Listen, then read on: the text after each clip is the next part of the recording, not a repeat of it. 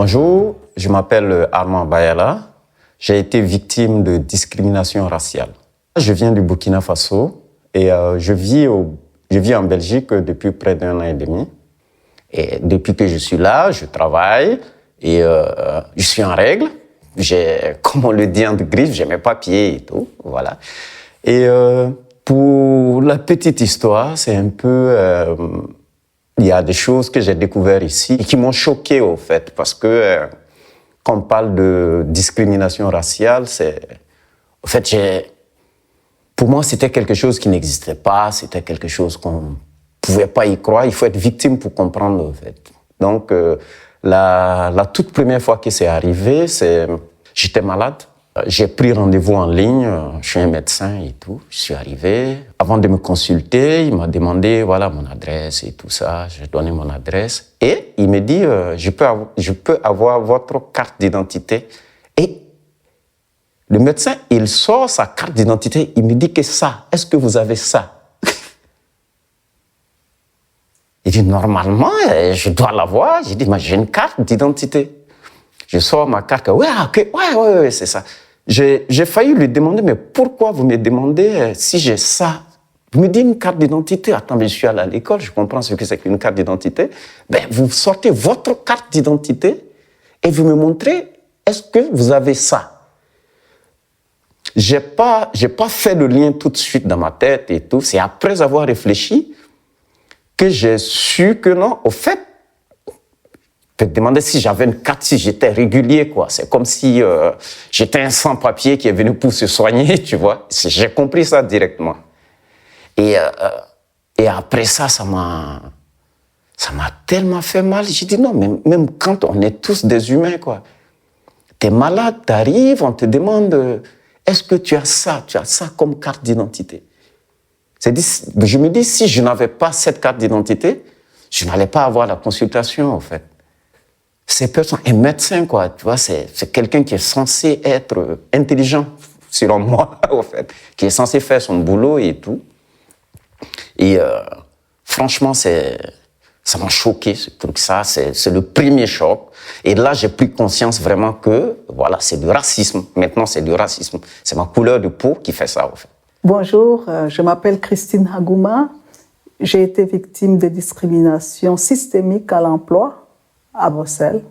Moi, je viens de l'Est du Congo, de Bukavu précisément. J'ai terminé mes études donc secondaires à Bukavu, chez les Jésuites. Et puis, j'ai fait une partie de candidature de droit à l'Université du Burundi. Et j'avais rencontré un Belge, on a convenu de se marier. Et donc, je suis arrivée ici pour les rejoindre à l'université. Donc, c'est pour ça que je n'ai pas continué l'Université du Burundi. Donc, on a décidé que je continue l'université à Liège.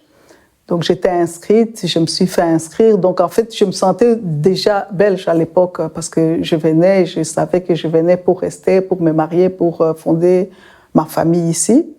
Donc, on s'est mariés, mais malheureusement, pour l'emploi, là, ça a été vraiment très, très difficile parce que j'étais persuadée qu'en ayant un diplôme belge, je n'allais pas avoir de problème. Mais le premier blocage que j'ai eu, c'était à l'Orbem. Et l'Orbem, on m'a dit, écoutez, on ne peut pas vous inscrire vraiment ici, ça ne sert à rien de venir parce que vous êtes demandeuse d'emploi libre. Moi, je n'avais pas trop bien compris. J'ai dit, c'est quoi là, le demandeur d'emploi libre? Ils m'ont dit, donc vous allez chercher vous-même. Si vous voulez passer, vous passez vous-même, vous regardez, mais non, on ne peut rien faire pour vous. Donc, ça a été vraiment un problème réel par rapport à l'emploi. Et là, je dis vraiment, c'est une discrimination systémique. C'est même pas une question de personnes. La première fois, je pensais que c'était peut-être la personne que je rencontrais à l'Orbem qui était de mauvaise foi. J'ai refait le tour. J'ai été voir une autre personne à l'Orbem. La même chose. J'ai vu que dès qu'on a ouvert l'ordinateur, mon nom était déjà affiché. Donc, la même chose. On peut rien faire pour vous. J'ai jamais eu droit aux allocations d'attente, j'ai jamais eu aucun droit. Mais bon, en même temps, j'étais libre parce que je pouvais aussi sortir, je pouvais faire tout ce que je voulais. Et jusqu'à aujourd'hui, je suis toujours libre. Je dis, j'ai gagné en liberté, j'ai pas gagné de l'argent, mais j'ai gagné en liberté parce que j'ai jamais été vraiment considérée comme demandeuse d'emploi, quoi.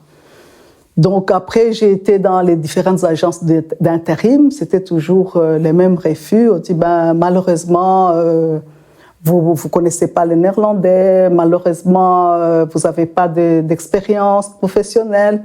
Et à chaque fois, je disais, mais donnez-moi au moins la chance d'avoir une expérience professionnelle. Une agence d'intérim, là, n'a même plus parlé de néerlandais. Là, elle est allée même plus loin. Elle dit, même le français, c'est pas votre langue maternelle. Donc là, je me suis dit, non, j'ai compris, je risque de faire une dépression, quoi, à continuer à chercher. En fait, tout ce que j'ai subi, c'est vraiment lié à mes origines, parce que c'est juste le nom, c'est le visage, c'est... Même quand j'ai fait des candidatures spontanées, c'était non, malheureusement, c'est pas pour vous, ou bien non, malheureusement, vous êtes surqualifié. Donc moi, je me demande, soit on est infraqualifié, soit on est sous-qualifié. Si on postule qu'on a fait une licence, qu'est-ce qu'on demande de plus? Je suis pas surqualifié, c'est pour des qualifications. En plus, je demande dans mon domaine, je demande... en fait, c'est tout ce qu'ils ont demandé. Il faut une licence. Parfois, j'ai été là où on demandait une licence en arts et sciences de communication. Et on me disait que j'étais surqualifiée. Donc, je comprends que tout ce qu'on veut me proposer, ça doit être des emplois sous-qualifiés.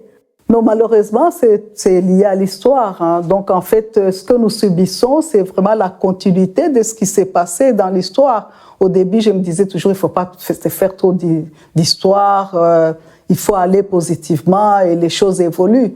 Mais lorsqu'on est face à l'administration, on sent que tout cela est lié à l'histoire. Donc, on est toujours là à nous proposer de boulot. Moi, j'ai déjà eu des gens qui m'ont dit, si vous voulez nettoyer, bon, je dis pourquoi je dois nettoyer? Moi, je viens pour tel poste, et on me propose de nettoyer, ou on me propose d'aller m'occuper des personnes âgées. J'ai rien contre, mais j'ai aucune compétence là-dedans. Et donc, à chaque fois, c'est toujours, on sent que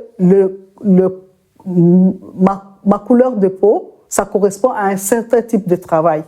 Et alors, moi, je trouve que ce serait même mieux de le dire carrément, de dire, bon, si vous voulez venir en Belgique, vous avez telle couleur de peau, c'est ce boulot qui vous convient. Au lieu de perdre le temps. Et encore, ce qui est paradoxal, la Belgique m'a aidé même pour mes études ici en Belgique. Donc, comme je n'avais pas les moyens de payer, le service social de l'université m'a aidé. Donc, en fait, c'est toujours des pertes, même du côté de l'État, on perd de l'argent à former des gens. Alors qu'on sait bien qu'on ne va pas leur donner du boulot. Ça, c'est vraiment paradoxal. En même temps, on me donne, moi, je deviens en fait profiteuse. Là, en fait, on dit toujours, oh, les gens d'origine étrangère profitent des allocations, profitent du système. Moi, je ne voulais pas profiter, mais en fait, le système est même dans l'obligation de manger sans travailler. Et c'est ça le paradoxe. Et pour les gens qui vont me voir, je voyage, je mange, je vis correctement. Je ne vais pas dire que je suis dans la misère, mais je vis au crochet quelque part de la société parce que moi-même, je ne travaille pas. Bon, c'était au crochet de mon mari, mais lui, il a travaillé quand même beaucoup. Et même, malheureusement, il est décédé, donc je suis veuve et je vis toujours de sa pension de veuve. Donc, quelque part, je suis dans cette situation où je ne travaille pas et je vis et je gagne de l'argent. Est-ce qu'on peut parler même de gagner de l'argent quand on ne travaille pas? Et j'ai des revenus, mais pas de mon travail, du travail de quelqu'un d'autre. Et c'est vraiment le paradoxe, quoi. En même temps, je ne peux pas dire, oui, je crache sur ces pays parce qu'on m'a tout donné, mais on ne veut pas que je travaille parce qu'il y a quand même aussi une fierté de dire, oui, je travaille et je gagne mon argent, pas je travaille pas et on me donne de l'argent. Tu vois, le côté don, aide, ça, j'aime pas, mais en même temps, je dois être réaliste. On me donne de l'argent, je le prends. Moi, c'est François-Xavier Chouamou et j'ai été victime de discrimination et de racisme. Et d'ailleurs, je continue de le vivre au quotidien. Je suis arrivé en Belgique en 2013 et en 2014, j'étais inscrit comme étudiant à la faculté de philosophie et de langue à l'université de Gand. Mon premier racisme, je l'ai vécu à Gand, en fait. Sincèrement, il y a ce réel problème de discrimination au niveau des logements. À plusieurs coups, j'avais de l'argent parce que je faisais mes jobs étudiants, mais pour pouvoir trouver une chambre, c'était difficile. Parce que j'appelle, je prends mon téléphone, j'appelle. Quand on écoute ma voix, c'est un noir. Et direct, on me dit, il n'y en a plus. Donc, du coup, parfois, j'étais obligé d'utiliser mes camarades de classe, des blancs. Je dis, les gars, j'ai besoin de la maison. Il prend le téléphone, il appelle, on dit, oui, venez. Il arrive, le mec, il est obligé de prendre le contrat avec son nom pour que je réside. Pour moi, c'était difficile. Je me suis dit, mais on vit dans quel monde? Bonjour, je m'appelle Jean-Patrice, je suis d'origine camerounaise. J'ai été victime de discrimination raciale en Belgique. Alors, quand j'arrive en Belgique, d'un premier regard, tu vois pas la chose comme ça, tu vois la chose sous un autre angle. Mais une fois tu commences à t'intégrer dans le domaine professionnel, dans le milieu social, c'est là où tu commences à découvrir des choses que tu n'avais pas vues dès le départ. Et tu commences à faire des remarques qui t'amènent à te poser plein de questions. Ça, c'est l'histoire de là où j'ai commencé à travailler pour la première fois en Belgique. Une fois arrivé, j'ai eu la chance d'être régularisé et j'ai trouvé du travail. Un jour, je suis toujours au travail. Il y a une salle pour manger et on était tous avec des collègues. On était en train de manger et au fur et à mesure que le temps passait, les gens finissaient de manger et sortaient. Et on est resté deux dans la salle à manger. Et elle a terminé avant moi. Quand elle a terminé avant moi, vous savez, les salles, et en journée, en hiver, il fait noir, il fait sombre, il faut de la lumière. Quand elle a terminé de manger, moi j'étais encore assis. En sortant, elle a éteint la lumière. Elle m'a laissé dans le noir. J'étais remonté, j'étais tellement en colère que j'ai commencé à râler sur elle. Tous les autres collègues sont venus pour venir demander ce qui s'est passé. Je leur ai expliqué. Et quand on lui demande pourquoi est-ce que tu as posé cet acte, pourquoi tu as éteint la lumière alors qu'il y avait encore quelqu'un dans la salle, elle a eu le courage de donner une raison bidon qui est comme quoi c'était pour faire l'économie d'énergie. C'était absurde. J'étais tellement... j'étais déboussolé. Mais voilà. Et puis, une autre fois, cette fois-ci, c'était avec mon fils. Parce que j'ai mon fils, il joue au foot. Et il est tellement doué au foot que un jour, il y avait match. Et il a marqué des buts qui ont donné la victoire à son équipe. Et au terrain de foot, pendant qu'ils étaient en train de jouer, il y a un adversaire, les joueurs de l'autre équipe, qui l'a traité de gros noir. Il a été choqué, le petit, il m'a raconté ça. Et je lui ai dit, quand tu es face à ce genre de situation, il faut garder ton calme, il faut essayer de faire preuve de maturité parce que ça, tu en auras encore des cas pareils dans ta carrière. Parce que tu vois à travers les médias, à travers les réseaux, comment les grands, tes aînés qui ont joué aussi au foot comme toi, ils ont été victimes de ce genre de choses.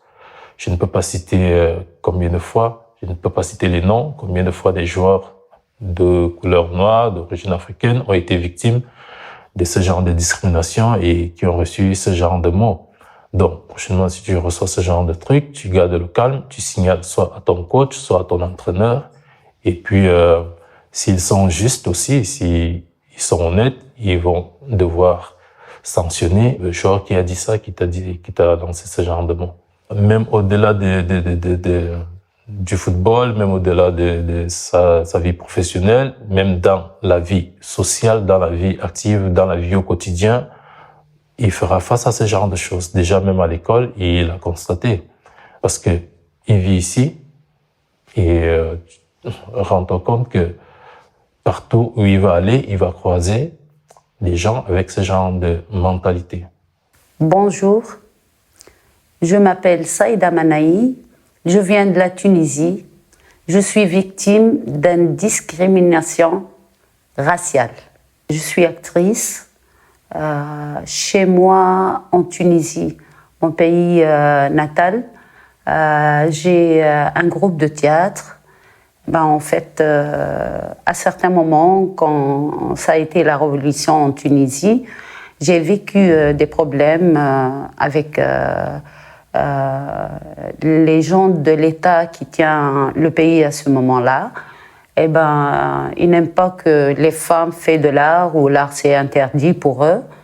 Et avec de la chance que j'ai été invitée par l'Espace Mag et je suis venue pour jouer 2 spectacles ici. Mais au moment même, la semaine que je dois voyager, ces gens-là, ils ont cassé mes 2 jambes. Je suis venue avec 2 jambes cassées. J'ai terminé mes 2 spectacles et j'ai jamais pensé de rester en Belgique parce que j'ai mon propre monde, j'ai ma famille, mes frères, mes amis, tous les gens que j'aime. Et tout mon parcours de 43 ans. Quand je suis arrivée ici, j'ai eu des coups de téléphone de m'interdire de retourner. Aussi, des amis qui m'ont parlé, il ne faut pas que je retourne parce qu'ils ont brûlé ma maison. Et alors, j'ai aucune solution de le faire, sauf de faire l'asile politique. Pendant 43 ans, j'ai construit une vie incroyable avec beaucoup de gens, avec beaucoup des amis. Je m'excuse. En fait, je suis encore déprimée, mais j'ai été à l'hôpital ici, un hôpital à Bruxelles. Et dans ce hôpital, j'ai vécu de racisme de chirurgien qui m'a opéré, c'est un gynécologue. Je l'ai supplié de ne pas enlever mes 2 ovaires. Parce que l'opération qu'il va me faire, ce n'est pas une opération qu'il faut enlever les 2 ovaires. Il m'a dit que j'ai un kyste dans l'ovaire gauche. Et je lui ai expliqué que je n'ai pas des enfants, j'ai envie d'avoir un enfant. Il m'a dit OK et tout. Et il m'a fait signer un papier.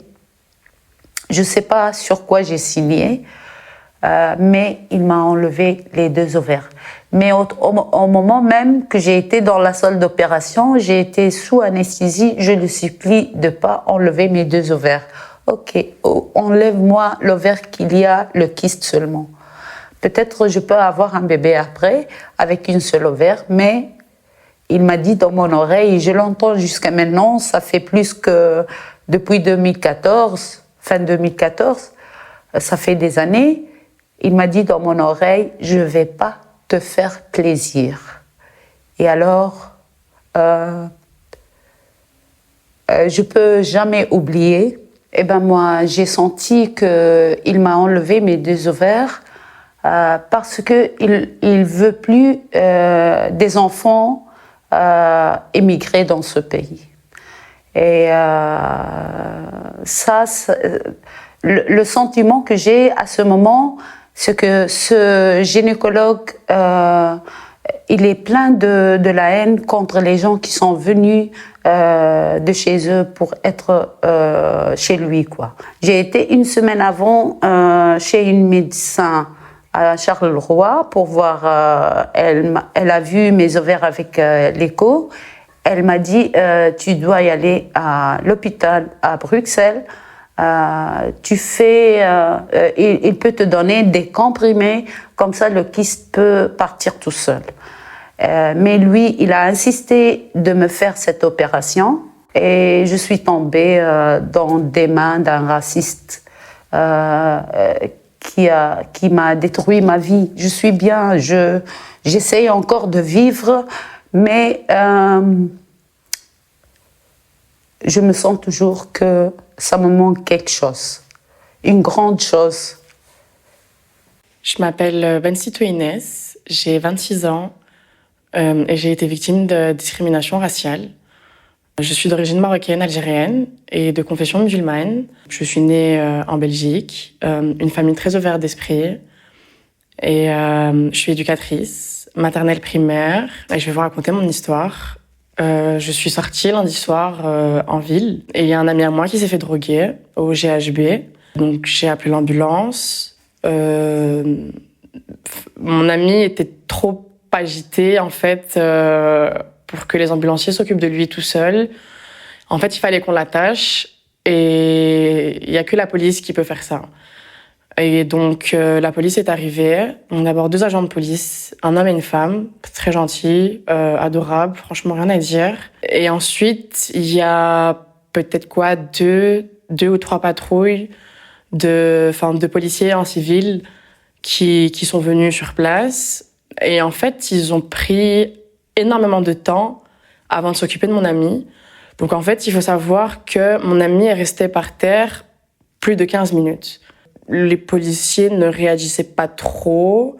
Enfin, au contraire, on voyait leur joie de vivre, ils rigolaient, ils discutaient. Et entre-temps, mon ami était par terre, à se rouler par terre. Enfin, la drogue commençait à prendre une certaine ampleur sur lui. Cette personne-là n'a jamais pris de drogue de sa vie. Ça s'arrête à aller boire un verre, en fait. Face à cette situation-là, j'ai été prise par mes émotions parce que quelques semaines auparavant, j'ai essayé de réanimer quelqu'un, en fait, et cette personne-là est décédée entre mes mains. J'ai fait une formation à la Croix-Rouge et cette situation-là m'a rappelé la situation que j'ai vécue, en fait. C'est en voyant mon ami par terre, ça m'a rappelé l'homme qui était par terre. Et face à ça, j'ai légèrement perdu mes moyens. J'avais du mal à gérer mes émotions et j'essayais de discuter avec la police parce que je trouvais ça anormal que tout ce temps se déroule sans que personne n'agisse, en fait. Donc j'ai fait une réflexion aux policiers, toujours dans le respect, leur disant, écoutez, ça fait quand même un bon moment que le garçon est par terre. Et puis voilà, et moi-même, je suis déjà passée par là. Donc moi-même, je me suis déjà fait droguer. Et du coup, j'ai fait également comme réflexion, je leur ai dit, est-ce que vous trouvez ça normal, en fait, qu'à Bruxelles, tous les soirs, presque, on drogue des gens? Et que surtout, que les plaintes, à chaque fois, soient classées sans suite. Avec des preuves, avec des bons dossiers, avec énormément d'éléments. Et à chaque fois, c'est déclassé sans suite, que ça soit pour viol ou pour drogue, en fait. Et je leur ai dit comme quoi je ne trouvais pas ça normal. Et puis, donc il faut savoir qu'il y avait peut-être une histoire de 7 ou 8 policiers. Tous, aucun étranger. Et je me suis retrouvée seule face à eux tous. Et donc du coup, avec les 2 remarques que j'ai pu dire, il y en a un d'entre eux à qui ça n'a pas plu. Et il m'a dit quoi? Il m'a dit, toi, ferme ta gueule, Fatima. Il m'a dit, toi, ferme ta gueule, Fatima. Puis de là, je lui dis, mais vous vous rendez compte que vous êtes en train de m'insulter? Et puis c'est parti de là. Ils se sont mis à plusieurs, en fait. Des policiers, je parle des policiers de la zone de Bruxelles. C'est des, toi, ferme ta gueule, sac à merde. Et logiquement, les insultes allaient dans les 2 sens. Je n'en suis pas fière, mais je n'étais plus maître de mes émotions, en fait. Puis de là, ils ont commencé à me pousser à plusieurs. Ils ont commencé à me pousser. J'ai pris mon téléphone. Il y en a un qui voulait le casser par terre, par pur plaisir, en fait. Et je regardais les autres policiers, l'air de dire, mais faites quelque chose. Il y avait même une femme, entre femmes, fais quelque chose, me laisse pas comme ça, je suis toute seule, c'est gratuit. Ouais, ta gueule, Fatima, mais casse-toi, va te faire foutre, tu nous fais chier. Et puis il y en a un qui est venu, qui m'a arraché mon sac. On en arrivait à des menaces. Il m'a dit, toi, quand je vais te revoir, il m'a dit, t'es pas prête. Il m'a dit, tu vas voir le jour où je te revois. Surtout que si tu te retrouves seule, et il m'a dit, ça va très mal se passer pour toi. Il m'a dit, toi et moi, on va se recroiser. Et il m'a dit, je vais pas te laisser tranquille. Donc on en vient carrément aux menaces aussi, venant de représentants de l'ordre, en fait. C'est ce qui m'a le plus révoltée durant toute cette scène. Je me dis, de base, c'est moi qui ai appelé. De base, c'est moi qui ai appelé la police, c'est moi qui ai appelé l'ambulance pour qu'au final, tous se retournent contre moi. Ils ont profité du fait que je sois toute seule, en fait. J'étais toute seule et l'erreur que j'ai fait, c'est que j'ai pas gardé des témoins avec moi parce que j'étais avec des amis. Mais je me suis dit, ça va faire trop de bazar pour rien, ça va faire trop de monde pour rien. Donc j'ai dit à mes amis, écoutez, moi je vais accompagner notre ami en ambulance, donc vous pouvez y aller. Et du coup, c'est l'erreur que j'ai faite. Et je me suis retrouvée seule face à eux tous. Et ils en ont profité. Et puis voilà, c'était des non-stop, des Fatima, mais ta gueule, mais casse-toi, mais tu fais chier, toi t'as pas d'argent, avec quel argent tu vas payer ton amende? Et puis voilà, enfin, on en arrive carrément à de la violence, voilà. Ils m'ont touchée, ils m'ont poussée, ils m'ont arraché mon téléphone, parce que ça ne leur plaisait pas que je filmais. Et voilà. Et je n'ai absolument rien su faire. C'est ce qui est triste en fait, c'est que ce soit des personnes à uniforme qui utilisent ce pouvoir-là et face à ça on sait rien faire et ils le savent et ils en profitent et donc pour moi c'est non seulement c'est du racisme, mais là on en vient également à humilier une femme. Donc là on parle des deux en fait, donc clairement un problème avec la femme, tout simplement. Mais en plus de ça, ils ont profité du fait que je suis une arabe, tout simplement. Et pourtant, je pense être parmi les dernières personnes sur Terre à parler de racisme, à crier au racisme. Mais là, clairement, il y a que ce terme-là. Il y a absolument que ce terme-là. Et ça fait mal. Moi, c'est Jacques-Francis Pétou. J'ai été victime de discrimination raciale. En 2022, j'ai ouvert un magasin exotique où je vends des produits venant d'Amérique latine et d'Afrique aussi. Et évidemment des produits locaux qui sont d'ici, en Belgique. Et dans cette démarche, quand j'ai ouvert ce magasin, j'ai vécu encore beaucoup de formes de discrimination, même physique et morale dans cet endroit, parce que cet endroit, c'est un lieu qui a été ouvert évidemment pour accueillir tout le monde et puis contribuer aussi à l'émancipation sociétale à Bruxelles. Peut-être incompris par le voisinage, parce que tout a commencé par le voisinage qui n'était pas d'accord pour le fait que des Africains, on va dire en majorité, entrent pour acheter leurs produits à manger. Donc des actions physiques seront commencées par des crachats sur la clientèle qui entrait et des paroles comme quoi on ne vous veut pas ici, par exemple. Et après sur la démarche, c'était des appels qu'ils faisaient tout le temps auprès de la commune, comme quoi il y a beaucoup d'Africains qui sont là devant leur porte et tout. Voilà, il faut les chasser. Donc j'ai reçu les conseillers de la commune qui sont venus auprès de moi pour me dire oui, voilà, les voisins se plaignent du fait qu'il y ait beaucoup de personnes. Je leur fais comprendre que oui, je suis un magasin et c'est normal que je reçois de la clientèle et qu'il y a du mouvement d'aller et retour dans mon magasin. Donc après, si c'est pour le bruit, ok, d'accord, mais voilà, je peux pas parce qu'après ils sont allés jusqu'à me demander d'être on va dire le gendarme entre guillemets des gens qui sont à l'extérieur du magasin, donc qui entrent prendre des produits et qui une fois sortis de l'extérieur, si on les voit traîner dans la rue, c'est à moi de rendre compte et de juger, de pénaliser. Et puis voilà. Donc ils sont allés jusqu'à me dire ça. Je leur fais comprendre que je suis un gérant des magasins et je suis derrière un magasin et je reçois de la clientèle qui entre et qui viennent. Ce qui se passe à l'extérieur, c'est pas à moi de juger. Je pense que c'est à la police. Et parce que si déjà une fois j'avais essayé de le faire, ça n'a pas marché. J'ai été victime d'une agression. Donc voilà, du coup j'ai essayé de faire comprendre ça. Mais bon. Après, quand on est victime de cette forme de discrimination et quand il faut dire les choses clairement, noir dans un environnement où vous n'êtes pas peut-être la bienvenue et que vous avez ouvert un magasin, c'est difficile de trouver accès parce que une fois que vous êtes la victime, on ne peut que vous victimiser, pas vous écouter, vous entendre. Et par moments, j'arrivais devant le magasin, je voyais des effets fécals devant le magasin. Je voyais tous les mégots de cigarettes que on a fumé, je sais pas. Tout est devant le magasin et ce que je faisais, c'était de prendre des vidéos et d'envoyer auprès de la commune et de faire comprendre que c'est des actes de discrimination physique Et tout récemment, j'ai même carrément la porte de mon magasin qui a été cassée.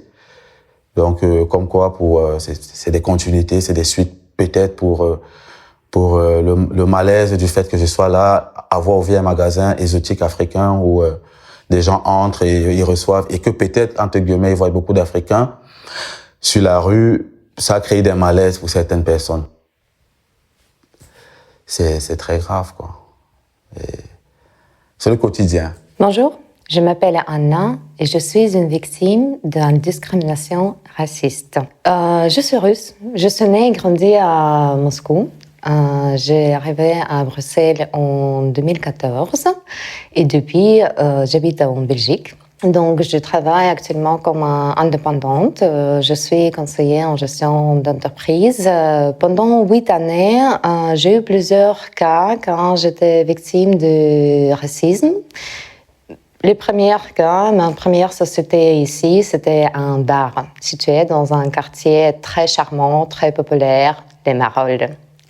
Et quand j'ai tenu ce bar, il y avait des clients qui sont venus et qui me traitaient vraiment comme une femme qui ne mérite pas de respect parce qu'elle vient des autres pays, parce qu'elle vient de Russie et qui se permet de...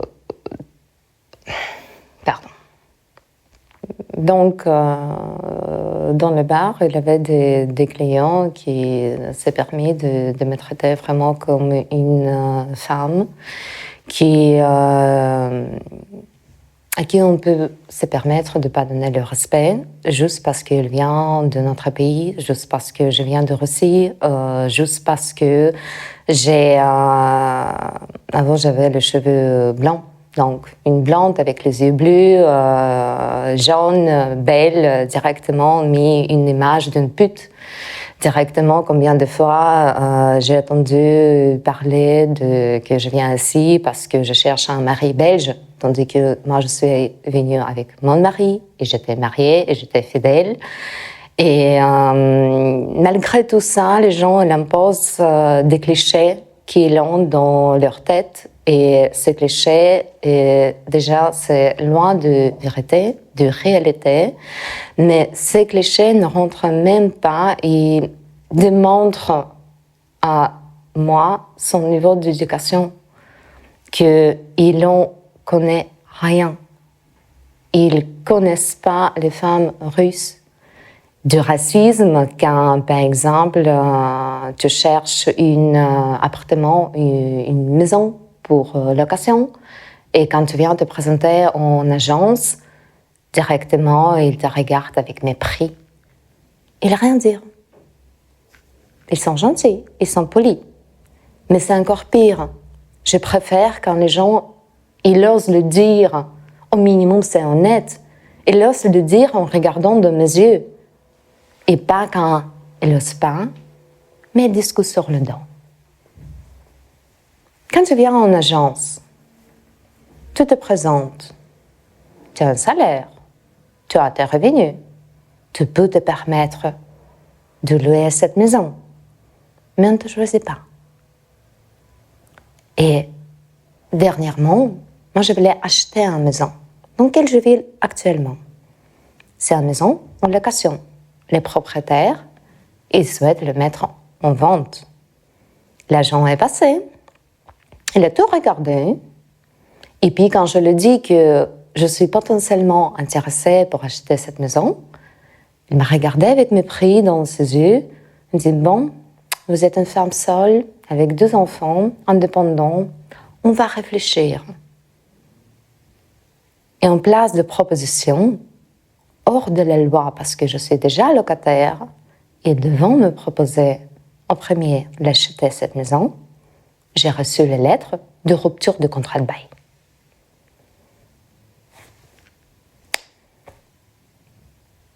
La deuxième fois que c'est arrivé, là, ça m'a choqué. Ça m'a vraiment, vraiment choqué. C'était dans une station de métro. Voilà. Je revenais du boulot, tranquille. J'avais ma carte de transport, mon titre de transport. Je l'ai parce que je fais un abonnement chaque mois pour ne pas avoir des soucis et tout. Et je suis arrivé, j'ai mis le truc à la barrière, je l'ai mis, ça a ouvert. Quand je suis passé, j'avais un contrôle. Parce que généralement, ils font des contrôles pour voir les titres de séjour. Les titres de séjour. Voilà, ça m'a tellement traumatisé, ces trucs, que je dis chaque fois titre de séjour, au fait. Parce que c'est le truc qu'on demande à chaque fois, tu as le titre de séjour. Et quand je suis passé, voilà, et on me demande titre de transport. Oui, c'est normal, le contrôle, voilà, il faut savoir. J'ai donné le titre de transport. Quand ils l'ont contrôlé, ils ont vu que, voilà, oui, voilà, j'étais en règle. Et là, moi, j'attendais qu'on me donne mon titre de transport pour que je continue. Le mec me demande plutôt pièce d'identité. Bon, pour moi, pièce d'identité, un contrôle, je ne savais pas, ok. Pièce d'identité, je donne ma pièce d'identité. Puisqu'avec la police qui était là à côté, voilà, je prends ma pièce d'identité, ils ont une machine, ils le mettent dedans, ils vérifient et tout. Mais, sur place, ce que j'ai remarqué que non, les autres personnes qui passaient, qui avaient la peau blanche, ils n'étaient pas contrôlés du tout. J'étais le seul qui était là, en train d'être contrôlé. Parce que, bon, comme j'ai déjà été victime avant de ce genre de truc, je suis directement que c'est... Au fait, c'est un délit de faciès, au fait. C'est ma peau ma peau noire, bon, tout de suite, voilà. C'est vrai, je suis pas belge, voilà. Je suis pas belge. Si j'étais blanc, je pense que j'allais passer, mais comme je suis le noir qui est là, qui est en train de passer, c'est pas sûr, ça doit être un sans-papier, voilà, il faut qu'on vérifie et tout ça. Et là, moi j'étais là, j'ai dit non, et il dit, monsieur, je peux avoir ma pièce, s'il vous plaît. Et là, par coïncidence, ce qui était très intéressant dans cette histoire, c'est que il y a un autre black aussi qui passait, voilà, lui aussi, on l'a demandé son titre de transport, il a remis son titre de transport, et quand la police l'a demandé sa pièce d'identité, lui, il a pété les câbles tout de suite. En fait, je sens que c'est le mec qui vit là, quoi. Lui, il est là depuis longtemps, il connaît, il sait sûrement pourquoi il a fait ça. Lui, il a pété les câbles, il lui demande, mais pourquoi vous me demandez ma pièce? Dites-moi si c'est un contrôle et tout. Il a commencé à poser des questions et tout, et là, ça a dégénéré. Ils ont même appelé même du renfort. Je suis sûr qu'ils ont dû dire que non, voilà des blacks qui sont en train de créer une émeute ici. Donc, les mecs sont arrivés et tout. Bon, là, on était là. Bon, moi, je voulais ma pièce d'identité pour rentrer, quoi. Heureusement, il y a un policier qui nous a approchés. Il a commencé lui, il a été très compréhensible. Il nous a dit, OK, les gars, voilà, on peut comprendre, voilà, sûrement. Il a commencé à parler, a commencé à négocier. Non, voilà, on laisse tomber tout et tout et tout. Et moi, après, voilà, j'ai retiré ça. Je suis rentré très choqué. Le lendemain, j'ai été voir un ami et je l'ai un peu expliqué mon histoire. Il m'a dit, ben écoute, que tu sais que tu peux poser plainte. J'ai dit, ça, je savais pas, au fait. Il dit non, bon, tu peux poser plainte. J'ai dit non, on laisse tomber parce que voilà, c'est des... Il dit que oui, là il m'a convaincu, il m'a dit non, il faut que tu le dénonces pour que ça change au fait. Parce que si tu le dénonces pas, ça va jamais changer. Parce que il faut vraiment dénoncer pour que les choses changent. C'est là il m'a dit ouais, je peux déposer plainte à Ounia, qui est une structure qui lutte contre les discriminations de toute forme. On est allé sur le site, il y a un formulaire qu'il faut remplir et expliquer le cas que tu as vécu et où, et tu donnes toutes les précisions et tout. Et j'ai fait ça, j'ai envoyé et ils n'ont pas tardé à me répondre. Voilà, j'ai reçu un autre mail et juste après, voilà, ils m'ont contacté aussi pour un rendez-vous pour que j'explique mon cas et tout. Voilà, j'ai été et c'est en cours. Donc, je me dis, toute personne qui vit ça, il faut pas que ces personnes fassent comme moi et se disent que voilà, c'est un truc que j'ai vécu et que ça va passer tout de suite. Voilà, on passe à autre chose, mais il faut dénoncer. Il faut dénoncer parce qu'il y a des structures aussi qui sont là pour ça. C'est tellement inhumain, en fait. Vous voyez juste une personne parce qu'il a une différence de peau et que tout de suite il est fiché. c'est quelque chose qui fait très mal, en fait. Ça fait très, très, très, très, très mal. Même dans les transports, tu te rends compte que une dame, elle arrive, elle a des béquilles, elle a mal au pied. Hein. Mais je suis assis. La dame, comme je suis noir, elle préfère rester debout. Je dis, madame, venez vous asseoir. Elle me dit non. À nouveau, je lui dis, madame, veuillez vous asseoir, vous avez mal au pied.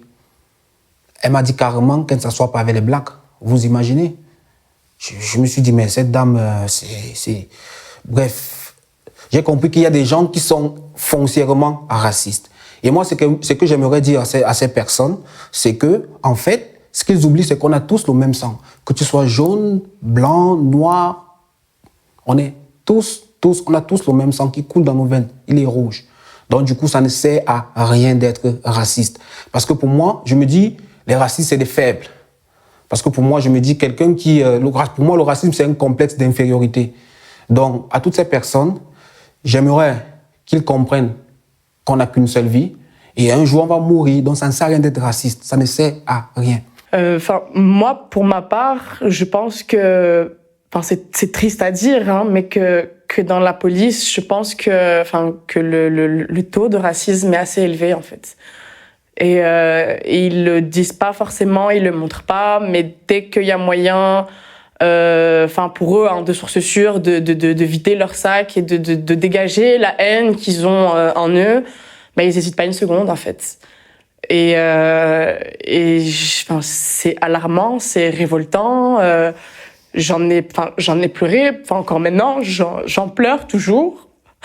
Et parce que ça fait mal. En fait, ça fait mal, surtout des hommes qui s'en prennent à une femme à plusieurs.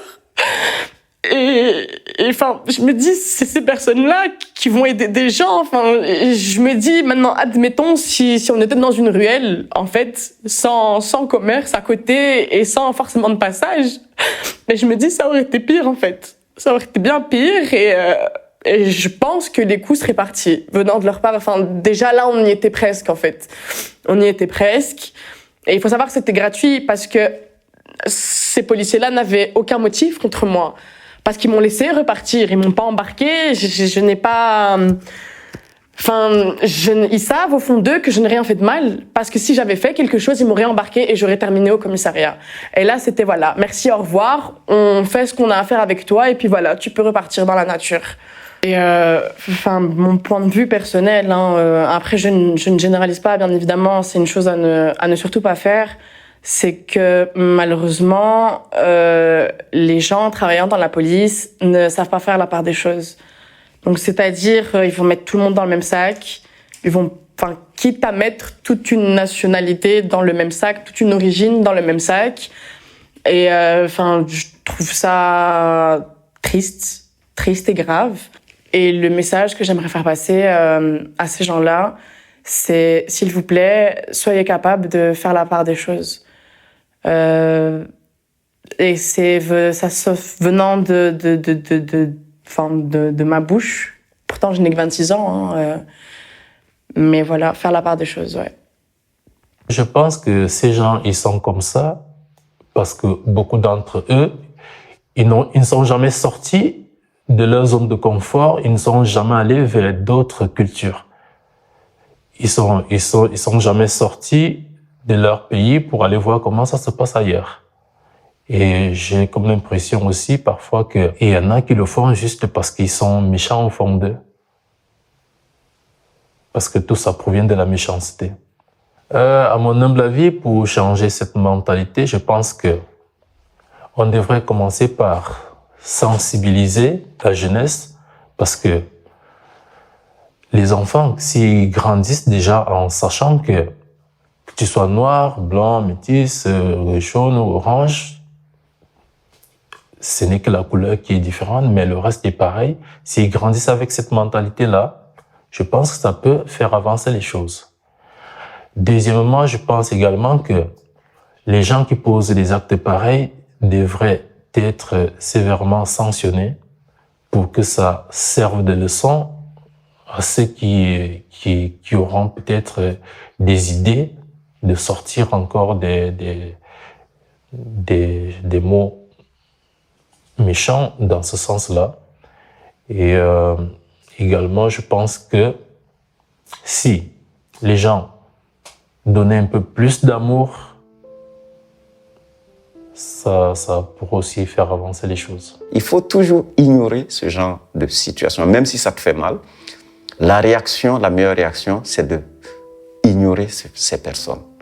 Parce que quand on les ignore, ils n'existent plus. Et quand on les considère, on leur donne de la valeur.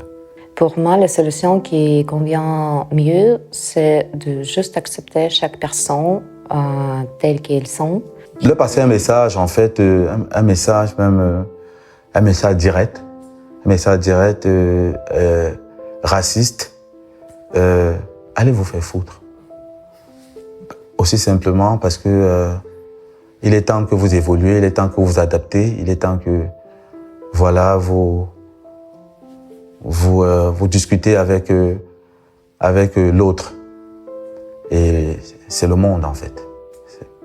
C'est le futur. Je voudrais conclure comme Martin Luther King, I have a dream.